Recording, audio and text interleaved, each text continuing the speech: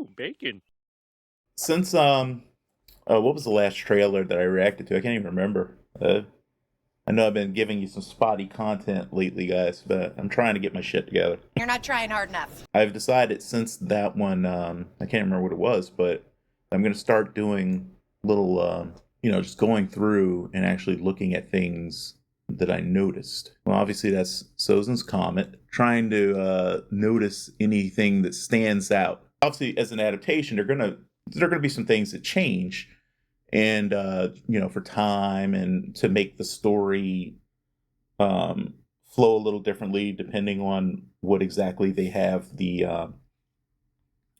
time to do, how they decide to do the structure. There were a couple of things. There were only a couple of things that Shyamalan did that I actually thought were good ideas. The fuck did you just say? That I wouldn't mind seeing Netflix also do.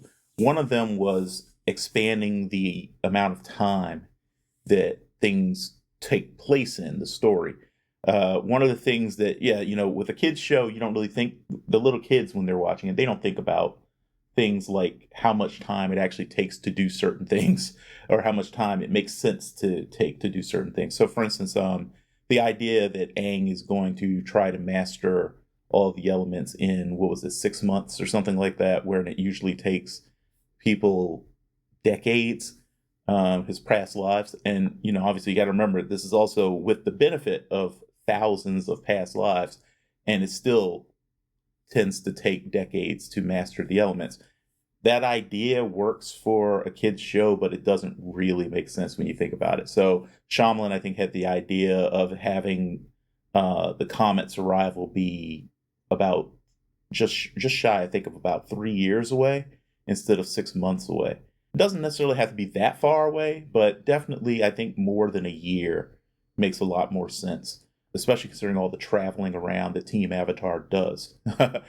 There was one other thing. What was it? Beats me. No, I can't remember what it was, but there was some other thing he changed where I was like, yeah, actually that's okay.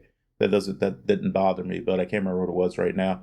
One thing that it seems they definitely did not decide to do that I just thought was utterly stupid, even though I get where he was coming from, Shyamalan, but it was just a bad idea, was having the firebenders only able to bend fire that was around them unless you were exceptionally powerful like Iroh. And that's just, I get it, but no. It makes them far less of a threat. Having the firebenders only be able to bend fire that's around them made them a threat that was too easy to neutralize. In the show, you had some other factors that created weaknesses for them and also strengths, and those were much better ways to balance them out, in my opinion, compared to the other nations. And so I'm glad to see that Netflix decided to stick with the idea that no, fire is essentially an expression of your inner energy. Without getting into spoilers, spiritual energy is really the foundation for all of the bending elements. So it makes sense that when you really get down to it, what's really happening is internal for all of them, even though it appears that they're only able to manipulate something that's happening outside of them, if that makes sense. Anyway, I'm not entirely sure where this is. It looks Earth Kingdom. It looked like oh shit. Yeah, there's multiple airbenders here. It's not just one. Netflix is actually going to show us the Fire Nation attacking the air nomads. So we're going to actually get to see scenes from the war, like at the beginning of the war. That's interesting. I wasn't expecting that. They chose the visuals they decided to include in this trailer very well. They're visuals that demonstrate commitment to quality. You know what I mean? This here, again, without getting into exactly what's going on for people who have no idea of the story, this just looks so much better. It looks so much more realistic than what Shyamalan did. This looks like what I would expect something like what this is to really look like if someone found it in real life. And then we get, our first look at my baby Katara. I'm Chris Hansen, who, of course, actually looks her age in this. And Sokka just, okay, so what I was basically trying to say in the first watch is Sokka has these expressions that he makes, right? And this guy, he literally he has Sokka's face. I don't know how to explain it any better than that. The expression he has on his face right now just screams Sokka to me. I'm sorry for the first actor who had to take on the role, but like he did not ever at any point seem like Sokka to me, and this feels like Sokka just from an image with no dialogue. I think this is Omashu. So I can see some of the decisions they've made artistically that are that are different from what the show did. They made, for instance, the gates, right, are more obviously fortifications. A lot of the stuff you saw in the Earth Kingdom felt like giant sandcastles. And so even though you knew intellectually, yeah, these are fortifications, the wall is like, let's say a wall at Omashu is maybe 15 feet thick or whatever. Even if it does look like sand, it's still going to be a pretty significant impediment to an invading force. But here they've gone with the choice of making it look more like rock. So it's more obvious to the audience that this is hardened stone that is going to be very difficult to get through. And I also like the irregularities, so that it kind of implies that, even with the skill of earthbending and everything, that when they separate these and put it back together, it's not going to be perfect. I do hope they seal back, though. Yeah, that's definitely Omashu. So they've also made some subtle changes to the art style for the Earth Kingdom. It looks like they're going with a more, though. Come to think of it, we saw something similar when we were looking at the attack of the Firebenders on one of the air temples. So maybe they're trying to imply a more overlap culturally with the different nations, because I'm definitely noticing some changes in the architecture a little bit. Really? Are you an architect? At first, I thought maybe this was when we first get introduced to Zuko, but I'm not sure. He's got the right look too. This is again another one of those great situations where, without any dialogue, just facial expression, where his eyes are tracking, he just feels like Zuko. And again, I mean, what can I say? It's like, this screams Iroh to me. He's got this sort of, like, you can see the concern in his face, but also like the sort of the pride and resolve and everything else, that all the things that make Iroh so great. Now, this one I am actually very surprised by. I get it, I think, because this is one of those things I talk about a lot when it comes to adaptations. Like, for instance, talked about it a lot with Wheel of Time. You have an actor playing a role who has a relatively high profile compared to a lot of the rest of the cast. This is Daniel Day Kim, right? I don't think I saw anyone else in the cast so far who's got the same Hollywood profile that he's got, So you're not going to have him in this show on that level and be able to just, like, say, you're just going to be a voice or a person in shadow for a really long time. So what they're going to have to do then is shift the mystery element, or the sort of like, because it wasn't really about mystery. The reason why they did that with Ozai in the show was to reflect the kind of the way that kids often see their parents when they're growing up. You go through these stages where you initially see your parents almost as like these untouchable, almost demigods, like you really can't fathom them as being just people like you. And I think part of it was that, like, just reflecting how Zuko saw his father as being, this thing that was like above him and away from him. And then, of course, there were the emotions he had involving what happened between them, placing him in shadow. There was an element of fear there and all these other things. Those emotions can still be conveyed on screen, just in different ways. So I'm curious to see how they will do that. How will they show the way that Zuko feels, and the way that changes over time relative to his sense of self versus his father, and his sense of what his father did, and his guilt and pride and everything else that rolls all together into that journey as a character, how they will reflect that with the portrayal of Ozai in the show, considering that we are going to see him, from the looks of it, pretty early on. So casting is pretty good here,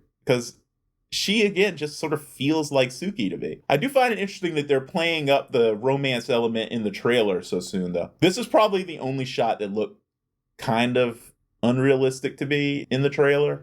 Something about this feels plastic, and I don't know why. And it'd be hilarious if it turns out that that was like mostly practical somehow, and there's like really an island out there that they were able to film. I think this is Omashu, and oh my god, I think that's the cabbage merchant. I think that's a cabbage cart back there. It might not be, but that'd be funny. I mean, Cabbage Guy has to be in the show. It's one of my favorite running jokes. And of course, this is Hey Bye. Okay, so we're definitely going to get this right from the beginning.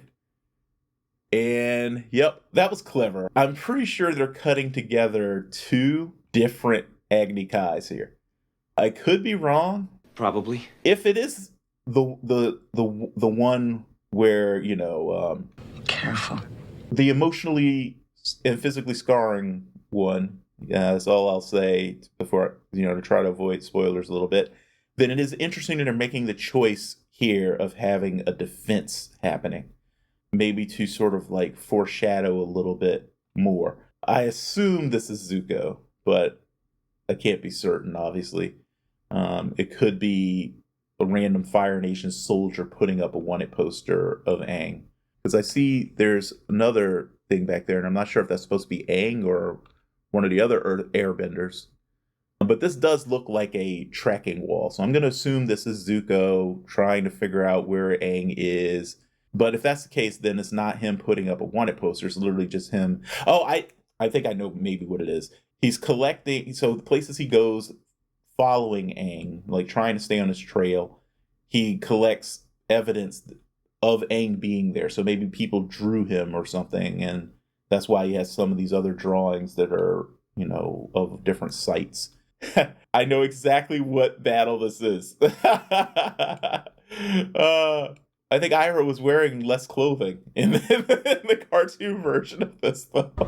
Firebending looks fantastic. I like how they're doing the idea of like the ignition point not being entirely on their body and how it's sort of following them. But you can see there's like this neat little ripple effect. So like, you know, he's firebending with his foot, obviously, right? Obviously. But like you can see how it's not, the fire itself is not coming from him, but it's being generated by this energy that's coming from him. And I think that's really cool how they did that. And yeah, this is Azula. This is Azula. And again, looking age appropriate, because one of the most surprising things I ever learned after I'd seen the show multiple times, and it was one of those things where the context clues were there. If I really thought about it, I would have understood it, but it's more that the animation style was not always very good at, it was very good animation, don't get me wrong, but like it wasn't always very good at conveying the true ages of characters. Like sometimes the animators would, depending on the character, I think they would draw characters more to reflect who they were and would fall into some of the stereotypes of how we tend to convey that kind of information visually. So Azula, if I remember right, is 13. She's 13 years old. And in the show, she hardly ever felt that young. You know what I mean? She usually felt older than Zuko, honestly. And it was like one of those things where, like I said, intellectually, you could piece it together if you stopped and really thought about it. It's like, wait a minute, she's the younger sister, and we know that Zuko's not an adult yet, etc. So you could piece it together. But when I found out she was only 13, because I did not know that, I don't think you could piece together she was that young from the show. But when I found that out, I was just, holy shit. They've really managed to find someone who looks believably in that age range, 13, 14-ish years old, but also still conveys the essence of Azula. It's interesting, though, that they have her with her hair down. Where are you going with this? So hair in the cartoon definitely had a lot of symbolism with it. And like the way people wore their hair was often symbolic. And it was one of those things that, again, you don't really necessarily think about it at first. But like over time, you're like, oh, wait, I see what they're doing here. Azula having her hair down was used in the show usually to kind of indicate certain things about her mental state. So I think it is curious that they decided to do that. Ha! Secret tunnel! I really like this. This is another good example of them taking something that Shyamalan did that actually was not a bad idea and kind of, I guess, just incorporating it and putting their own spin on it because it was a good idea. So why not keep it? But this notion that there are these individual elements to his tattoos and that when he glows it up, as Sokka likes to always like to say it, those elements sort of start to reflect the energy before anything else does. I like that idea. I do notice that they did not show him open his eyes, so I'm wondering if they're still working on that effect or if they just want to preserve that. I'm guessing that is Zhao, because it does not look like Zuko. At least I don't think. It's hard to say exactly from this distance, but I don't think it's supposed to be Zuko. It looks too old. Man, Aang's airbending looks fantastic. The little shockwave. I don't know if this is supposed to be an avatar state thing or if this is just him being a master airbender, which he is. I do think I know what battle this is as well, though. And it's cool. Like a lot of good trailers. Oh wait, I saw earthbending. So yeah, this is an avatar state thing. Well, actually, no, that technically could still just be air. If you produced a big enough blast of air. They also have changed subtly the Fire Nation uniforms. I'm all right with it. They look cool. They look menacing, and it still preserves the whole faceless enemy thing that kind of like makes big armies kind of scary. And here we get one of the. I mean, it's just a tease so far, but a very important tease at how Appa's gonna look. There are a couple things that you just have to respect, and you have to respect the design of the Sky Bison. Of course, I can tell that the people here, well, at least one of the people here is probably CG. That's fine. Thanks for your permission. But Appa looks really good from what we're seeing. And here we see it looks like, some pretty solid evidence that they're going to be using practical effects whenever they can, because this is all them just on a big fluffy piece of the set that they're blowing wind at. And they even managed to preserve the obvious difference in size and everything between Katara and Aang when they first meet. Which is one of those things that, like, I think to some people felt weird and creepy. They're only really, I think they're separated by like 2 years in physical age. But one of the things I think people forget a lot is that as girls are going through puberty, they tend to kind of like the stage at which they rapidly grow is at a different phase than boys. So like, there's this, even when you have the situation where you have a boy and a girl who are basically, they can be the exact same age, say around 13, right?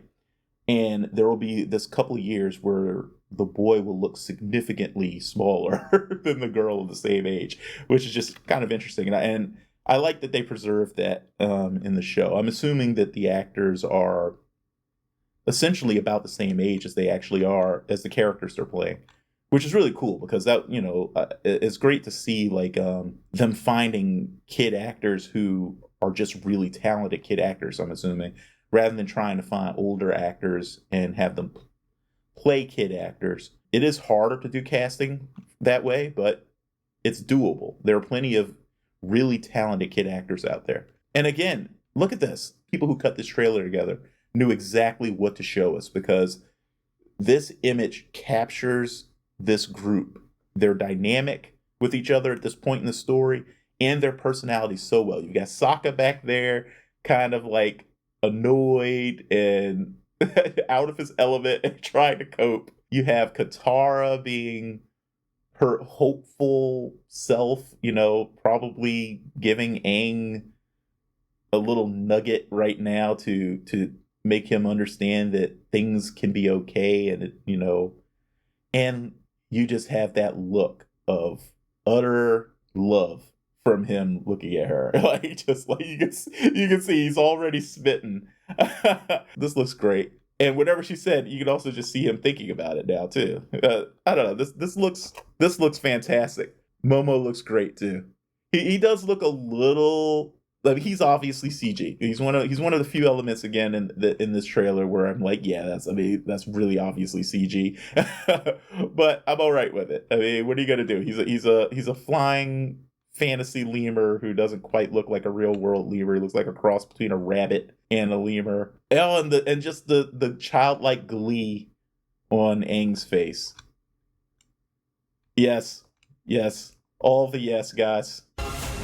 And then ending on these awesome little images representing the nations. What can I say? If this trailer really ends up being like a solid indicator of what we can expect from this show, we got ourselves another freaking banger on our hands, guys. I am very excited after seeing this. I will see you for whatever's next, and definitely see you for the Last Airbender show. And as always, do your best to stay safe and be well. Thanks again, and bye-bye. I'm going to unzip your skin where you like a little coat.